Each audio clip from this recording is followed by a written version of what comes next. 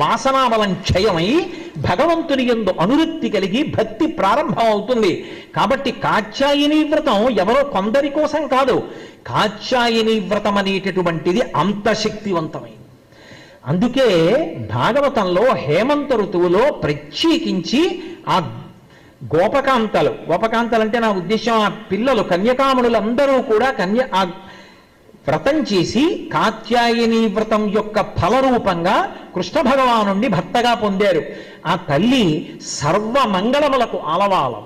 పెళ్లి కావాలన్నా ఆ తల్లి అనుగ్రహమే.